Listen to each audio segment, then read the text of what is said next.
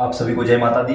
आज की वीडियो में बात करेंगे कि नवरात्रों के समय या किसी भी त्योहार के दिन केवल 1 घंटे में मिलेगी किसी भी मंत्र या किसी भी चालीसा की सिद्धि। आपको कैसे करना है, क्या करना है, सब कुछ आपको यहाँ सारा सामान उपलब्ध है, करके दिखाएंगे। माता रानी सामने साक्षात रूप में विराजमान है। आप लोग दर्शन करिए। कमेंट बॉक्स के माध्यम से जय माता दी जरूर लिखिए। जय माता दी लिखने से ही काम कर देती है। ये तो इतनी सरल है, इतनी साधारण है, आपका काम अवश्य बन जाएगा। तो अभी शुरू करते हैं। जिसको भी किसी भी मंत्र की या चालीसा की सिद्धि चाहिए तो सबसे पहले अपने आप से पूछो कि मुझे किस देवी देवता की या किस मंत्र की, किस जाप की, किस पाठ की सिद्धि चाहिए। वो काम आपको करना है। कैसे करना होगा? सर्वप्रथम नवरात्रों के 9 दिनों में आपको अपने घर में माता रानी के किसी भी स्वरूप को विराजमान करवाना है। जितनी छोटी प्रतिमा रखोगे उतना ज्यादा बेनिफिट देगी। ये मंदिर की प्रतिमा है, इसी कारण ये बड़ी है। अब ऐसे में आपने प्रतिमा विराजमान करवाई। सुबह सवेरे स्नान आदि से निवृत्त होकर अपने घर के मंदिर में थोड़ा सा गंगा जल का छिड़काव करें। माता रानी के श्री चरणों में आपको सर्वप्रथम फूल समर्पित करने हैं, पुष्प समर्पित करने हैं, वो भी लाल पुष्प, क्योंकि लाल पुष्प माता को अति प्रिय होते हैं। माता के श्री चरणों में लाल पुष्प समर्पित करिए। कोई भी फलों का भोग, क्योंकि नवरात्रों के 9 दिनों में आपका किसी भी प्रकार से व्रत हो या ना हो, माता का व्रत रहता है, तो केवल फलों का भोग लगेगा।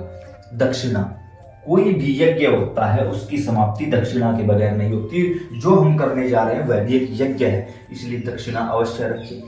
उसके साथ नवरात्रों के 9 दिनों में आपको अखंड दीपक अवश्य जलाना है, क्योंकि हमेशा अग्नि के रूप में देवी देवता आते हैं।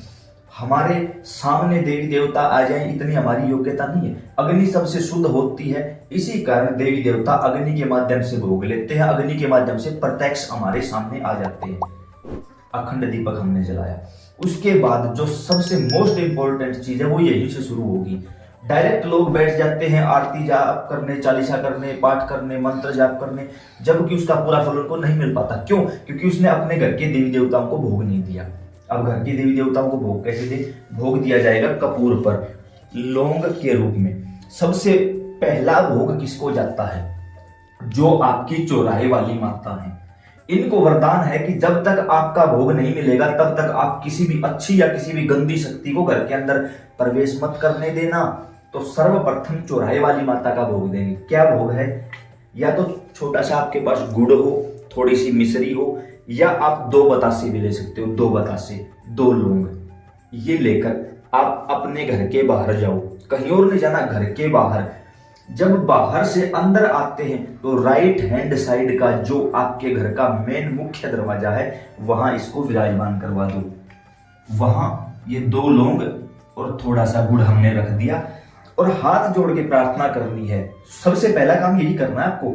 हे माता चौराहे वाली, इस समय मैं इस मंत्र की या इस चालीसा की सिद्धि पर बैठना चाहता हूं। कृपा करके सिर्फ इसी देवी देवता को अंदर आने दो और किसी को अंदर मत आने देना, मेरी प्रार्थना है। अगर घर में कोई गंदी चीज है उसको उठाकर आप बाहर कर दो, बस आगे जिम्मेवारी माता की हो जाएगी। घर में ज्यादा ही परेशानी है तो माता चौराहे वाली को भगवान श्री कृष्ण की कसम दे दो, बस सारा काम अपने आप कर देगी वो। फिर आपको दोबारा अपने आसन पर आना है, आसन पर बैठकर विराजमान होना है। दीप प्रज्वलित कर लिया। अब आप सर्वप्रथम भोग दोगे अपने घर के देवताओं का। कैसे दिया जाएगा? कपूर पर। ये हमारे पास कपूर है, इसको हमने प्रज्वलित कर लिया। सबसे सर्वप्रथम भोग ओम श्री गणेशाय नमः स्वाहा। फिर भगवान शिव और माता पार्वती का जोड़े में चलेगा। ओम नमः पार्वती पतये हर हर महादेव स्वाहा। फिर उसके बाद गुरु महाराज का ओम श्री गुरु चरण कमलेभ्यो नमः स्वाहा। गुरु नहीं है तो भगवान शिव माता पार्वती का जो भोग दिया है वो गुरु को ही लगेगा। उसके बाद कुल देवता का ओम श्री कुल देवताय नमः स्वाहा। जो भी कुल देवता आपके हैं उनका नाम लेना, मैंने सिर्फ कुल देवता शब्द प्रयोग किया है। ओम श्री कुल देव्याय नमः स्वाहा। फिर इसके बाद नवरात्रों के दिनों में किसी भी प्रकार से पितरों की पूजा नहीं की जाती, तो हम पितरों का भोग यहाँ पर नहीं देंगे। उनको आप मानसिक भोग दे सकते हो बैठे बैठे कि मेरे वो पितर महाराज हैं, उनको भोग समर्पित करता हूँ, वो स्वीकार करूँ। मानसिक रूप से, बोलकर नहीं। नवरात्रों के 9 दिनों में पितरों की कोई पूजा नहीं होगी, कोई सेवा नहीं होगी, कोई दीपक नहीं लगाया जाए, कुछ भी नहीं होगा पितरों का। ये आप थोड़ा सा ध्यान रखें इस बारे में। उसके बाद कोई भी अगर आपका कोई अन्य देवी देवता है, कोई गांव का देवता, नगर देवता, स्थान देवता, इष्ट देवता, किसी का भी आप भोग दे सकते हो। अगर नहीं भी दोगे तो भी चलेगा, क्योंकि जो मेन देवता थे उनका आपने भोग दे दिया है यहाँ पर। अब ये जितनी देर चले इसको चलने दो, कोई प्रॉब्लम नहीं है। अब यहाँ बैठकर आपको संकल्प लेना है, हाथ में जल लेकर। यहाँ भोग चल रहा है, अखंड दीपक चल रहा है, माता रानी विराजमान है। हे माता, मेरा नाम यह है, मेरे पिता का नाम यह है, शादीशुदा महिला पति का नाम बोलेंगी, बाकी सभी पिता का नाम बोलेंगे। इस जगह का निवासी हूं, गोत्र ये है। इस समय इस मंत्र की या इस चालीसा की सिद्धि पर बैठा हूं। मैं यह मंत्र जाप कर रहा हूं। जो मेरे सहायक देवता थे उनका मैंने कपूर पर लौंग के रूप में भोग दे दिया है। वो सभी देवता अपना अपना भोग स्वीकार करें और मेरे चारों तरफ जागृत रूप में खड़े हो जाएं। मुझ तक कोई भी गंदी नजर या गंदी शक्ति ना पहुंचने पाए। अगर फिर भी आई, आप सभी को माता दुर्गा के चरणों की कसम लगेगी। सौगंध दे दो तुरंत प्रभाव से। अब यहाँ पर ये चीज काम करेगी। हे माता दुर्गा, आप भी जागृत रूप में विराजमान होकर हमारे इस भाव को, हमारे इस भोग को स्वीकार करें। आपके चरणों में पुष्प हैं, फल अर्पित है, दक्षिणा अर्पित है और मेरी रक्षा करो। जो हाथ में जल है इसको अपने चारों तरफ छिड़काव कर दो। अब चाहकर भी कोई भी शक्ति आपके यहाँ नहीं भटक सकती। फिर भी लगता है कि कोई थोड़ी सी प्रॉब्लम है, बाबा हनुमान को याद करो। हनुमान जी एकमात्र ऐसे देव हैं, आप दुनिया के किसी मंदिर में चले जाओ, आपको बाबा हनुमान अवश्य मिलेंगे। क्यों? क्योंकि वो कलयुग के प्रधान देवता है, जागृत देवता है। इसीलिए हर देवता की जयंती मनाई जाती है, हनुमान जयंती कभी नहीं होती।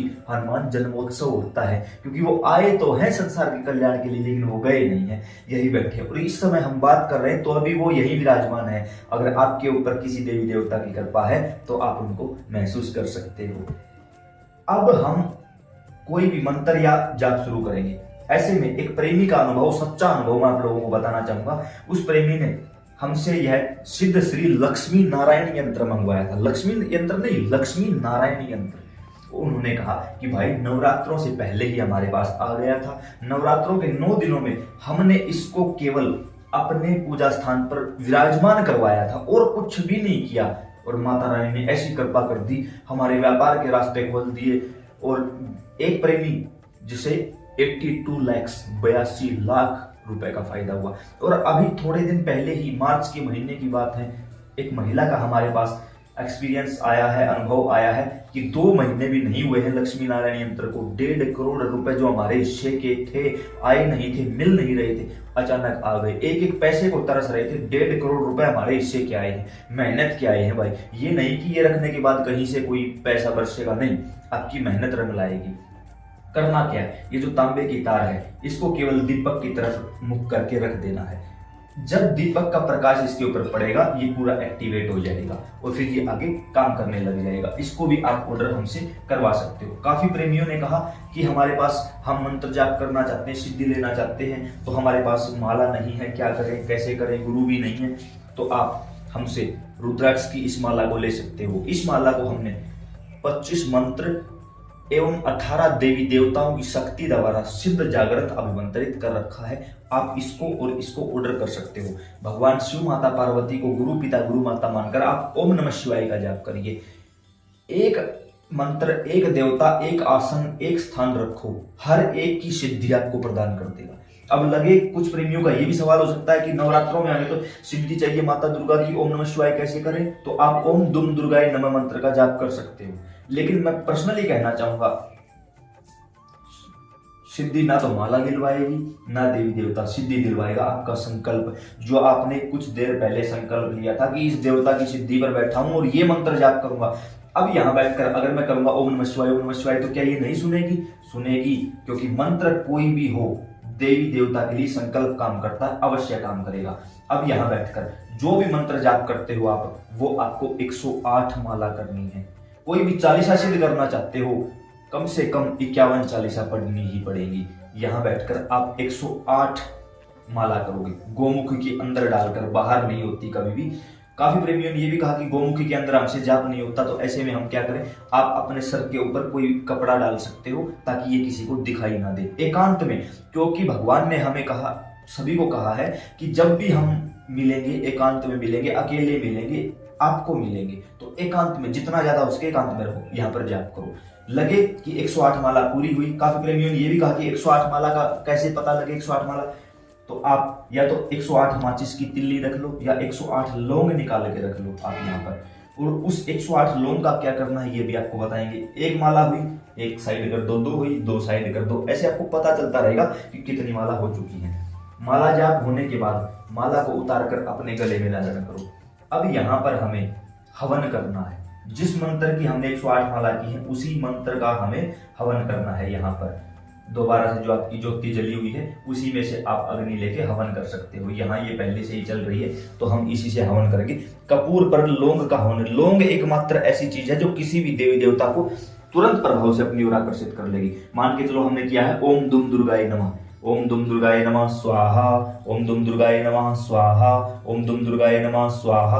108 आपने यहाँ काउंट करके रखी है तो आपको दोबारा गिनने की आवश्यकता नहीं है। 108 आहुति इसमें गई, 108 माला भी की, 108 आहुति इसमें गई। आसपास का वातावरण शुद्ध हुआ, अखंड ज्योति के कारण इसमें प्राण आए। आपका आसन सिद्ध, शरीर सिद्ध, पालथी लगा के बैठे हो। कोई भी मंदिर त्रिभुजाकार क्यों होता है? क्योंकि ऊपर से जब ब्रह्मांडीय ऊर्जा गिरती है हमारे शरीर में आ जाती है। जैसे ही हम पालथी लगाकर बैठते हैं हमारा शरीर भी त्रिभुजाकार बन जाता है। आप देखोगे यहाँ पर जहाँ चोटी होती है वहां खुजली होने लगेगी, ऐसा लगेगा कुछ गिर रहा है। आंखें बंद करके महसूस करोगे, ऐसा लगेगा बरसात हो रही है, ऐसा लगेगा मैं पृथ्वी से ऊपर की ओर उठ रहा हूँ, ऐसा लगेगा रीढ़ की हड्डी में कुछ चींटियां ऊपर की ओर जा रही हैं, ऐसा लगेगा कोई सर्प है जो ऊपर की ओर भाग रहा है। पूरे शरीर में एकदम ऐसा लगेगा कि मेरा रोम रोम खड़ा है। इस समय आपको ये चीजें आभास होंगे कि हाँ दैवीय शक्तियां हमारे आसपास हैं, वो चीजें आ चुकी हैं हमारे पास। और फिर ऊपर से आपने कर दिया हवन, और वो भी लौंग का हवन। काफी प्रेमियों ने कहा सिंगल करें या डबल, वो आपके ऊपर डिपेंड है। सिंगल भी आप दे सकते हो, आप जोड़े में भी दे सकते हो, वो आपकी मर्जी है। जैसा आपको ठीक लगे वैसा ही आप इसके अनुसार कर सकते हैं। अब हुआ क्या, साथ के साथ जाप भी हुआ, माता भी सामने बैठी है, अखंड ज्योति भी चल रही है, ऊपर से आपने हवन भी कर दिया, भोग भी दे रखा था।